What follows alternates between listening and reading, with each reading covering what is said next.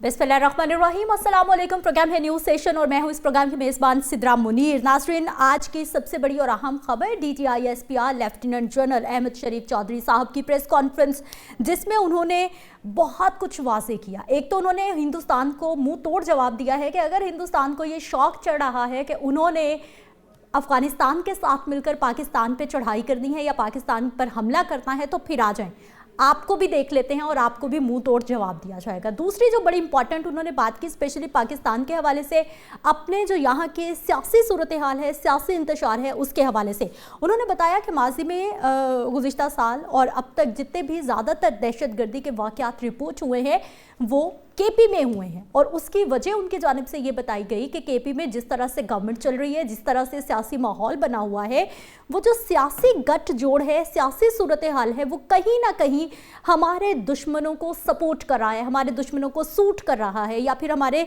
दुश्मनों को वो ग्राउंड फराहम कर रहा है कि वो KP में बड़ी आसानी से आकर वहाँ पर जो है वो अपनी पंजे गाड़ रही हैं और वहाँ पर हमारे लोगों को नुकसान पहुँचा रहे हैं। अब इन तमाम चीज़ों से बहुत सारे सवालात ने जन्म ले लिया है। स्पेशली 4 घंटे, तकरीबन 4 घंटे के करीब जो है ये प्रेस कॉन्फ्रेंस जारी रही है। इसी पे हमने बात करनी है जी। कर्नल रिटायर्ड सैफ कुरैशी साहब हमारे साथ मौजूद हैं। सर, आपको हम प्रोग्राम में खुश आमदीद कहते हैं। सर, सबसे पहले एक तवील प्रेस कॉन्फ्रेंस जिसमें बाकायदा तौर पर DTI-SPR की जानिब से क्लिप्स चलाए गए, KP वज़ीर आला के कुछ क्लिप्स चलाए गए, उसके बाद उसका जवाब दिया गया, यानी बहुत सारी चीज़ों को रिलेट किया गया है। क्या कहेंगे सर? जी, बिस्मिल्लाहिर्रहमानिर्रहीम। देखिए, पाकिस्तान दहशतगर्दी का शिकार है और ये कई सालों से है, बल्कि मैं कहूँगा कई दहाइयों से है जी। हमारी अफवाज हर पोस्ट पे, through out the border, east पे भी, वेस्ट पे भी और चारों तरफ हर रोज अपनी कुर्बानियां दे रही है, बेशक, और दहशतगर्दी का खात्मा कर रही है। ये फैक्ट्स एंड फिगर पिछले साल सारे के जो DTI-SPR ने दिए हैं जी, ये वाज़ेह तौर पे बता रहे हैं कि हम लोगों ने कितने ऑपरेशन किए, कितने हमले हुए, कितने लोग हमने ख्वारिज के मारे और अपने कितने हमारे शोहदा हैं। तो ये फैक्ट्स एंड फिगर देख के 2021 से लेके 2025 के तो यकीनी तौर पे ये नजर आता है कि हमारी अफवाज बहुत बेहतर कारकर्दगी दे रही हैं जी। ये शोहदा जो है ये अपनी कुर्बानियां हर रोज, अफसर भी और जवान भी, हर रोज अपनी जानों का नजराना दे के तो मुल्क का दिफा कर रहे हैं। दिफाए वतन, बकाए वतन, इस चीज के लिए हमें सबको कंधे से कंधा लगा के सारी कौम को और पाजे पाकिस्तान को सपोर्ट करना चाहिए। इस वक्त जंग चारों तरफ लगी हुई है। अगर हमें पंजाब में नजर नहीं आ रही तो वो उसका ये मीनिंग बिल्कुल ना लिया जाए कि सब अमन है। अमन नहीं है। पाकिस्तान संदूक 2 का निशाना है और संदूक 2 में ऑप्शन और वार गेमिंग ही इंडिया की ये है कि ख्वारिज के जरिए हमें दहशतगर्दी से कमजोर किया जा सके।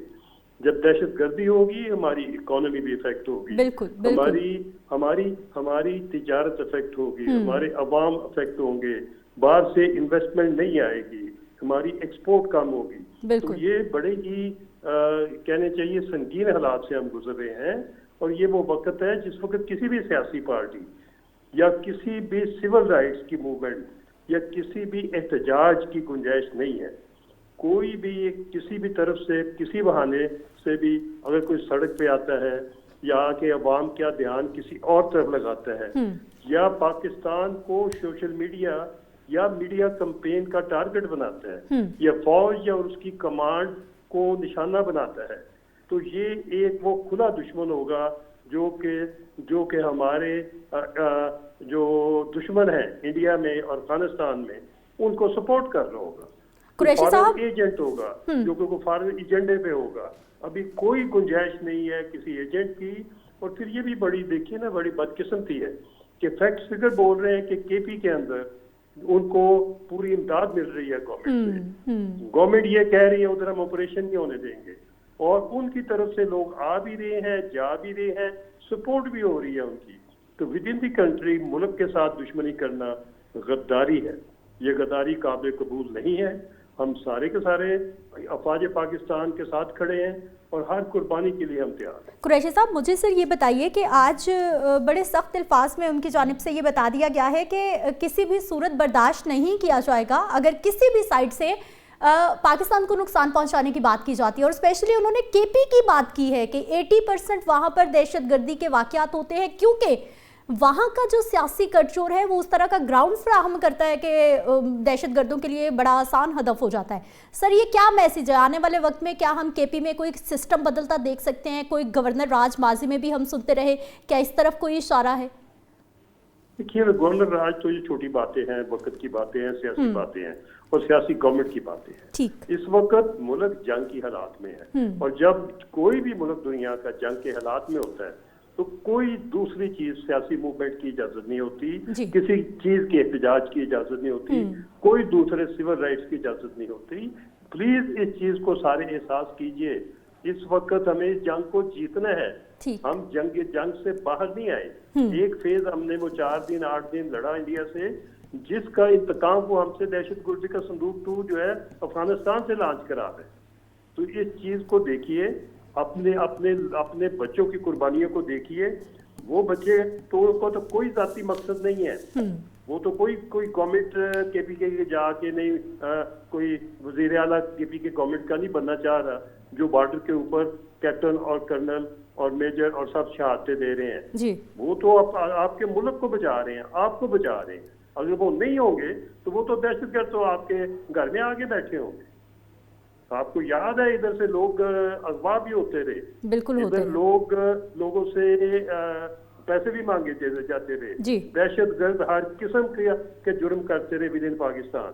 ये तो सारी हिस्ट्री पिछली आपकी 10-15 साल की बिल्कुल वाज़ेह है। हर किस्म का इश्तिहारी इधर से जाके तो अफगानिस्तान में बैठ के पनाह लेता है। ये सबको पता है। तो जब ऐसे हालात हो, किसी हद तक बर्दाश्त किया जा सकता है। हमने अफगानिस्तान की बड़ी मदद की।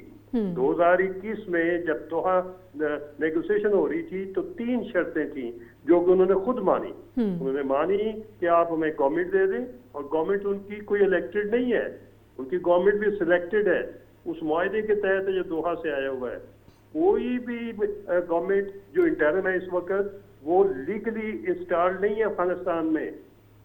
वो इन 3 शर्तों पे थी। पहली शर्त कि उधर से दहशतगर्दी नहीं होगी।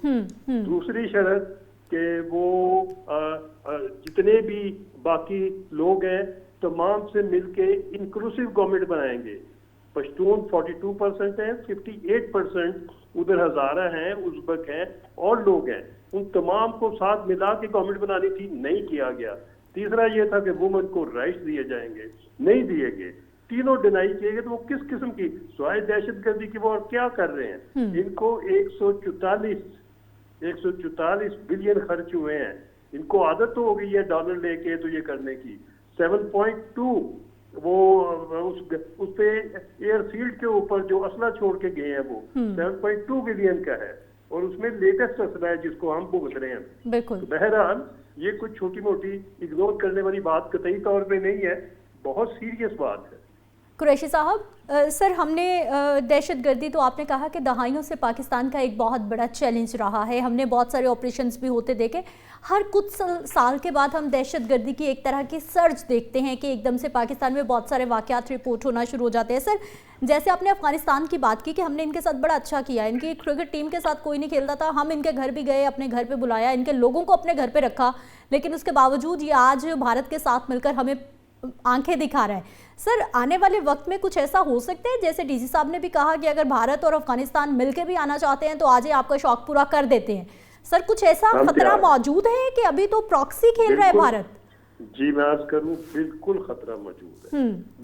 ये कोई दूर की बात नहीं है। ये तो किसी वक्त किसी दिन भी, हम तो हर रोज इस खतरे से गुजर रहे हैं। सही। हम तो इंडिया स्पॉन्सर्ड ऑपरेशन हर रोज, हमारे लोग क्यों शहीद हो रहे हैं? वो कोई 4 अफगानी आगे तो नहीं कर रहे, वो तो पूरे उनपे कंपनी अटैक हो रहे हैं। 150 बंदा इंडिया का कमांडो शामिल होकर उन पे अटैक कर रहे हैं।